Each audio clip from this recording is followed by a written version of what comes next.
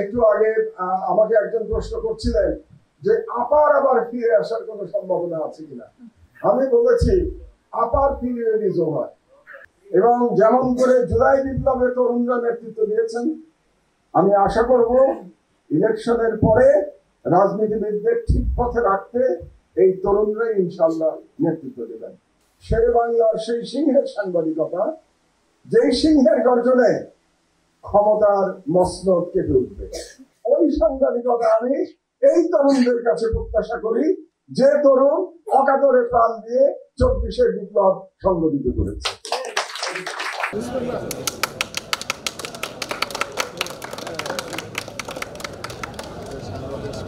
কারণ এই সংবাদ ছাপানোর দুটো বাধা ছিল। একটা বাধা ছিল আমাদের একটা ট্যাবু আছে যে বিচার বিভাগের বিরুদ্ধে কিছু লেখা যায় না, তাহলে আপনাকে কন্টেম্প মামলায় পড়তে হয়। আলহামদুলিল্লাহ আমরা স্কাইপ কেলেঙ্কারি প্রকাশ করে এই ট্যাবুকে ভেঙে দিয়েছিলাম। আমরা বুঝিয়ে দিয়েছিলাম আমার দেশ থেকে যে বিচার বিভাগকেও জনগণের কাছে জবাবদিহি করতে হবে। জবাবদিহিটা ছাড়া কোনো বিচার বিভাগ থাকতে পারে না। তার জন্য আমাকে মূল্য দিতে হয়েছে, আমার কলিগদের মূল্য দিতে হয়েছে, কিন্তু আমরা মাথা নত করি নাই। এই সাহসটা কখনো কখনো দেখাতে হবে। 2 নম্বর, যখন তথাকথিত গণজাগরণ মঞ্চের উন্মাদনা চলছিল, তখন আমি সিদ্ধান্ত নিতে হয়েছিল আমি কি জোয়ারে গা ভাসিয়ে দেব বাংলাদেশের আর সকল পত্রিকার মতো, নাকি আমি গণজাগরণ মঞ্চকে যেভাবে দেখছি সেইভাবে আমার পত্রিকায় আমি লিখব। এটা একটা বড় সিদ্ধান্তের ব্যাপার ছিল, স্রোতের বিপরীতে দাঁড়ানো এবং একাকী দাঁড়ানো। আমরা একাকী দাঁড়ানোর সিদ্ধান্ত নিয়েছিলাম। এই কারণেই আমরা ব্যানার হেডলাইন করতে পেরেছিলাম শাহবাগে ফ্যাসিবাদের পদক্ষেপ। আজকে আপনারা সবসময় ফ্যাসিবাদ বলেন, নেতাদের মুখে ফ্যাসিস্ট শব্দের খই ফুটে যায়। আজকে এখন পর্যন্ত আলোচনায় কতবার ফ্যাসিস্ট শব্দ আপনারা শুনেছেন, কিন্তু সেই প্রথম কোন জাতীয় পত্রিকায় লেখা হয়েছিল 2013 সালে শাহবাগে ফ্যাসিবাদের পদক্ষেপ। 12 বছর পরে, বলতে গেলে 11 বছর পরে প্রমাণ হয়েছিল যে আমার দেশের অবস্থানই সঠিক ছিল। সারা বাংলাদেশের সকল মিডিয়ার বিপরীতে একমাত্র আমার দেশ সঠিক অবস্থান নিতে পেরেছিল 2013 সালে। ইদানিংকালের দুটো অভিজ্ঞতার কথা বলি, এটাও আপনাদের জানা দরকার, কারণ এখানে আপনারা সবাই সাংবাদিকতার ছাত্রছাত্রী বসে আছেন, ফারুক বসে আছে এখানে, বহুদিন ধরে লেখালেখি করে, কথিত সুশীল পত্রিকায় লেখালেখি করতো, যেটাকে আমরা বলি সুশীল পত্রিকা। তো যেটা সাহসের দুটো উদাহরণ দিই। আপনারা জানেন, এবং আমি শিওর ফারুক তো খুব পুরনো সাংবাদিক কর্মী, এখানে আর সবাই একজন তো 50 বছরের অভিজ্ঞতা সম্পন্ন সাংবাদিক আছেন। আপনারা যদি গত 10 মাস ধরে আমার দেশে দেখে থাকেন, পড়ে থাকেন পুনঃপ্রকাশের পরে, তাহলে আমি জোর দিয়ে বলতে পারবো যে সব থেকে বেশি জুলাই বিপ্লবকে ধারণ করছে বাংলাদেশে আমার দেশের চেয়ে বেশি জুলাই বিপ্লবকে আর কোন পত্রিকা ধারণ করে নাই গত 10 মাসে। কিন্তু এটা সত্ত্বেও একটা নিউজে আমরা এনসিপি সম্পর্কে লিখেছিলাম যে এনসিপিতে অন্তর্কন্দল বাড়ছে, এই ধরনের একটা হেডলাইনের আমাদের নিউজ ছিল। মানে আমি যেটা বলতে চাচ্ছি যে আমাদের মধ্যে মানে সমালোচনা নেয়ার মানসিকতা কত কম, এটা বোঝানোর জন্য বলছি, এবং সাহসের প্রশ্নটা বলছি। তা আপনারা আজকে সবাই আমার নামের আগে মজলুম সম্পাদক বলেছেন না? অনেকেই বলেছেন, কিন্তু পরের দিন এনসিপির নেতাদের ফেসবুকে লেখা হলো মজলুম যখন জালিম, অর্থাৎ মাহমুদুর রহমান এখন জালিম হয়ে গেছে। জালিম হওয়ার কারণটা কি? মাহমুদুর রহমান এনসিপি সম্পর্কে সত্যিকারের একটা সঠিক নিউজ দিয়েছে তাদের অন্তর্কন্দলের বিষয়ে। এটা হচ্ছে আমাদের রাজনীতিবিদদের সমস্যা। আমি ইয়াংদের কাছ থেকে এই সমস্যা আশা করি নাই, আমি একটু আশাহত হয়েছি বলা যায় এনসিপির এই রিয়াকশন। সম্প্রতি একটা ঘটনা ঘটেছে, আমাদেরকে কোন কোন মহল থেকে ট্যাগ দেওয়া হচ্ছে যে আমরা নাকি বিশেষ দলের পারপাস সার্ভ করছি।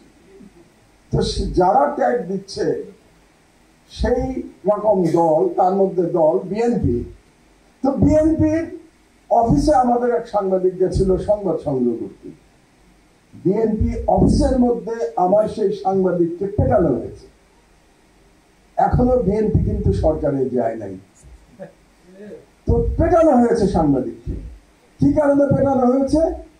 কারণ আমার দেশের সংবাদ নাকি তাদের পছন্দ হচ্ছে। তাহলে আমরা কি শিখলাম? আমরা 15 বছরের ফ্যাসিস্ট জামানা থেকে কি শিখলাম?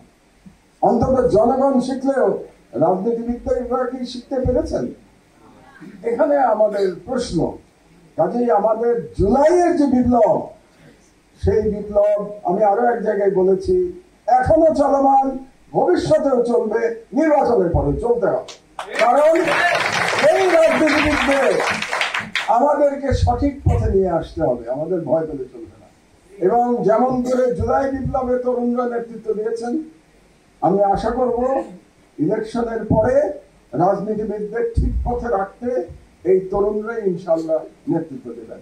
শেরে বাংলার সেই সিংহের সাংবাদিকতা, যেই সিংহের গর্জনে ক্ষমতার মসনদ কেঁপে উঠবে, ওই সাংবাদিকতা আমি এই তরুণদের কাছে প্রত্যাশা করি, যে তরুণ অকাতরে প্রাণ দিয়ে 24-এর বিপ্লব সংগঠিত করেছে। কিন্তু সেই সিংহ হতে গেলে কতগুলো যোগ্যতার মাপকাঠি দরকার, চরিত্র দরকার। আমি মোটা দাগে 4টি কথা বলতে চাই। একটি দরকার, জ্ঞান অর্জন দরকার। আপনি জ্ঞান অর্জন না করে সেই ধরনের সিংহ হতে পারবেন না, যেই সিংহের গর্জনে চেয়ার কেঁপে উঠবে। কাজে আপনাকে জ্ঞান অর্জন করতে হবে। আপনি যে বিটের সাংবাদিক হবেন, সেই বিট সম্পর্কে আপনাকে জানতে হবে, লেখাপড়া করতে হবে। এবং এই লেখাপড়ার কোনো শেষ নাই। যতদিন সাংবাদিকতার প্রফেশনে থাকবেন, ততদিন আপনাকে লেখাপড়া করে যেতে হবে। এটা হলো 1 নম্বর। 2 নম্বর, বস্তুনিষ্ঠতা থাকতে হবে, অবজেক্টিভিটি। আপনি মনের মাধুরী মিশিয়ে সংবাদ লিখতে পারবেন না, আপনাকে বস্তুনিষ্ঠ হতে হবে।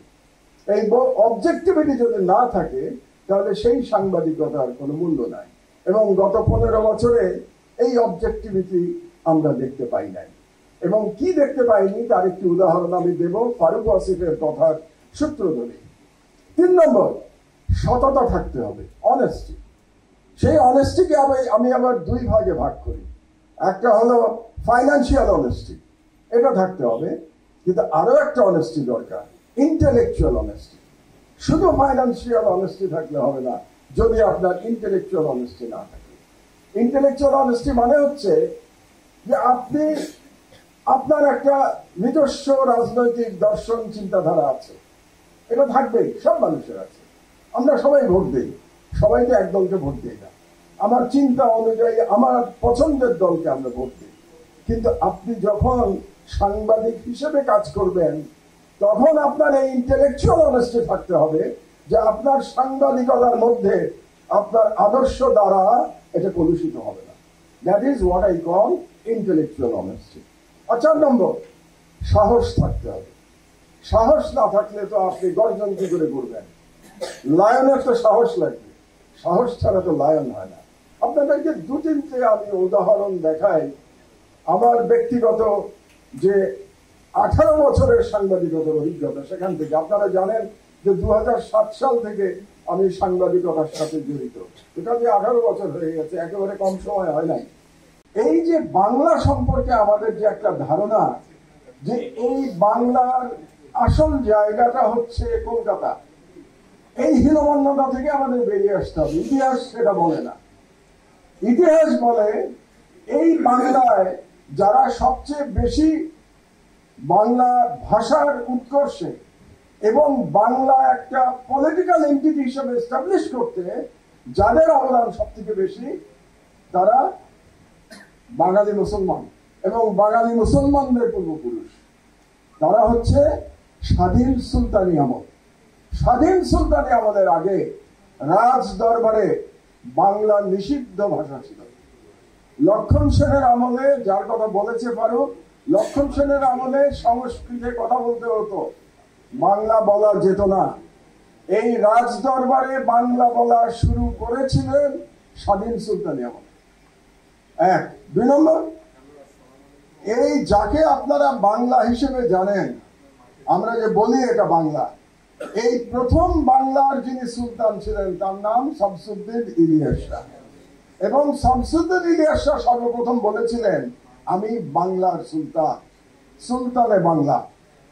তার আগ পর্যন্ত যারা রাজা ছিলেন সেন বংশ কিংবা তারও আগে পাল বংশ, পালেরা বৌদ্ধ ছিলেন, সেনেরা হিন্দু ছিলেন, তারা নিজেদেরকে বলতেন গৌরেশ্বর, অর্থাৎ গৌরের ঈশ্বর।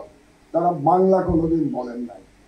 মোগল আমলের এরপরে বাংলা বলা হলো, মোগল আমলের প্রদেশ বলা হলো সুবে বাংলা, এটাকে বলা হলো সুবে বাংলা। নিহার রঞ্জন রায়ের একটা খুব বিখ্যাত বই আছে, বাংলার ইতিহাস আদি পর্ব।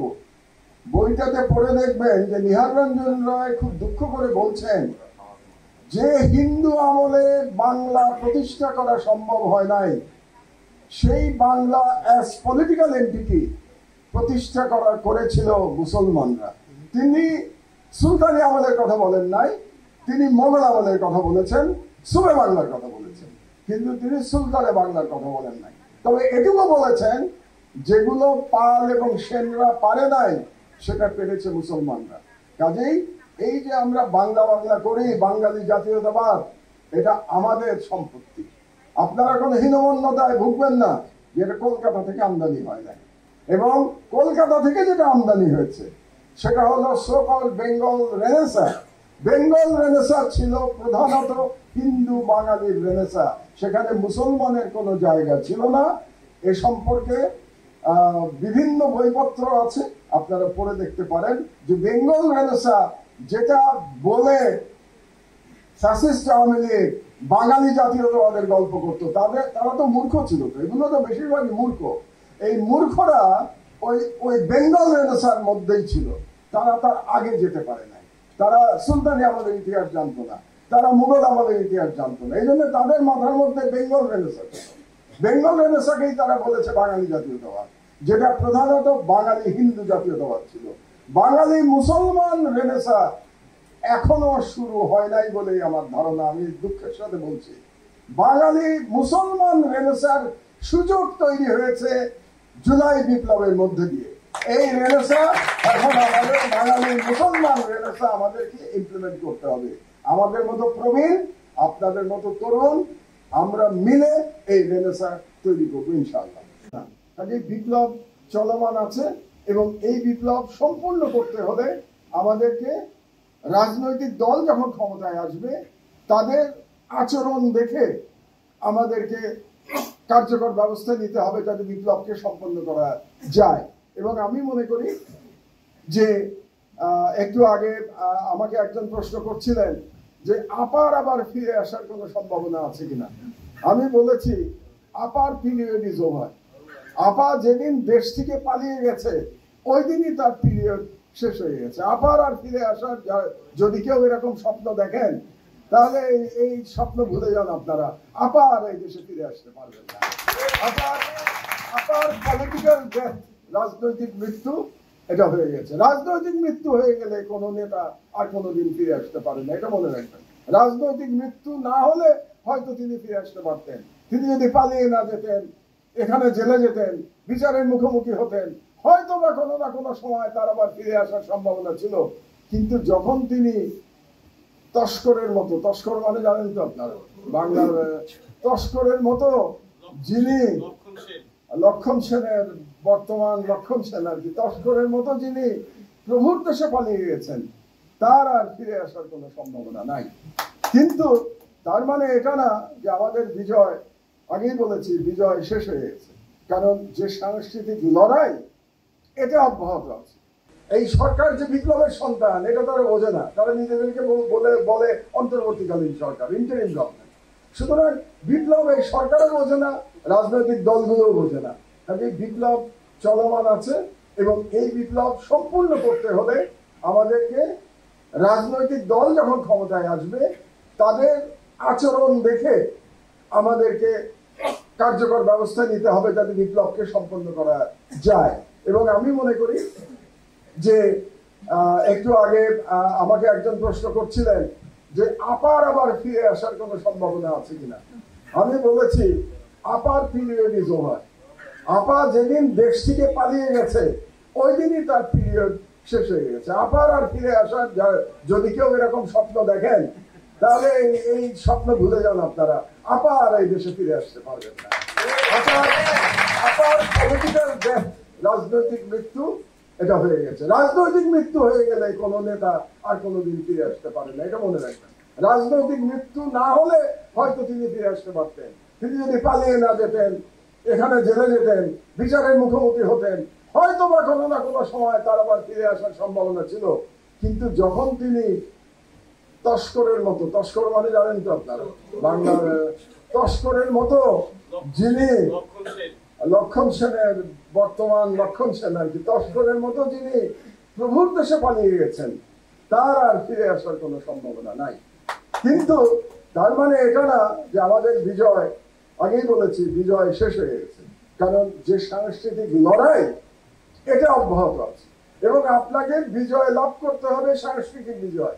যে সফট পাওয়ারের কথা আমরা এতক্ষণ বলেছি, সেই সফট পাওয়ারের বিরুদ্ধে আমাদেরকে বিজয় লাভ করতে হবে এবং তার জন্য আপনাদেরকে বুদ্ধিবৃত্তিক ভাবে ইন্টেলেকচুয়ালি ফাইট করতে হবে, লেখালেখি করতে হবে এবং আমাদের পত্রিকায় আমরা যারা আছি, পত্রিকা যারা চালাই, আমরা আমাদের দায়িত্ব পালন করবার চেষ্টা করব। তো আজকে আপনারা যে এমন একটি অনুষ্ঠানের আয়োজন করেছেন এই জন্য আপনাদেরকে ধন্যবাদ জানাচ্ছি এবং আমাকে এখানে বক্তব্য দেওয়ার জন্য, আমন্ত্রণ জানানোর জন্য অশেষ কৃতজ্ঞতা। আমার সম্পর্কে যারা ভালো ভালো কথা বলেছেন, আসলে আমি এত ভালো লোক নই, একেবারেই নই। তারা নিজেদের বিনয় ওষুধ বলেছেন, সেই জন্য তাদের কাছে আমি কৃতজ্ঞ। আপনাদের শুধু একটাই আপনাদের কাছে দোয়া চাই যে ভালো কথাগুলি আপনারা আজকে বললেন, আমি যখন আল্লাহর কাছে চলে যাব তখনও যেন এই ভালো কথাগুলো বলতে পারেন, আমার জীবনটা যেন এভাবে শেষ হয়, এই কামনা করে আমার বক্তব্য শেষ করছি। আল্লাহ হাফেজ, বাংলাদেশ জিন্দাবাদ।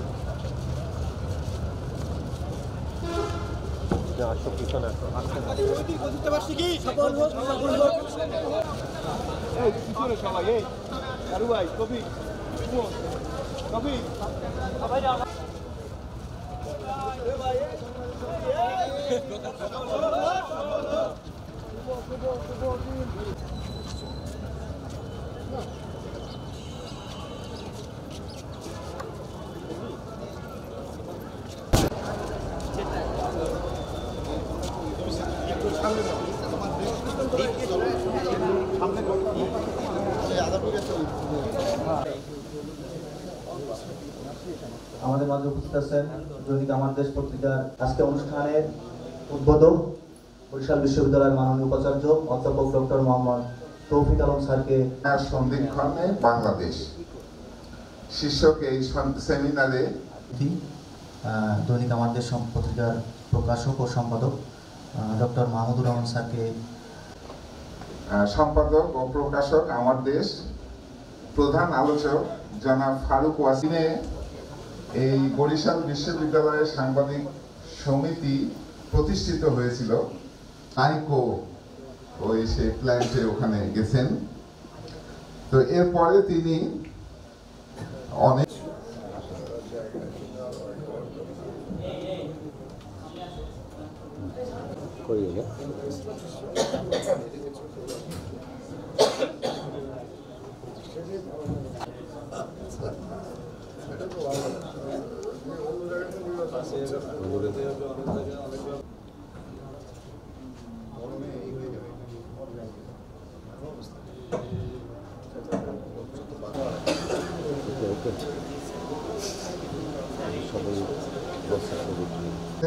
আর্টিসান সিরামিক লিমিটেড, ঠিক আছে তো স্যার না?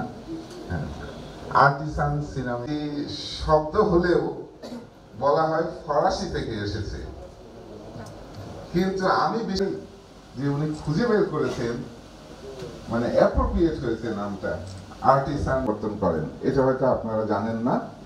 ইনি প্রথম বাংলাদেশে বোন চায়না সিরামিক, পরবর্তীতে বিশেষ কারণে আপনারা জানেন যে সম্ভবত 2013 সালের দিকে এই ইন্ডাস্ট্রিটা ওনাকে বিক্রি করে দিতে হয়। আগের কথা তো আমি সব মেমোরি থেকে স্মরণ করতে পারছি না, সবচেয়ে বেশি ট্যাক্স পে করেছিলেন ওই বছর। তো এইরকম একটা ইন্ডাস্ট্রিকে যে কোনো করেছো। তো আজকে যিনি প্রধান অতিথি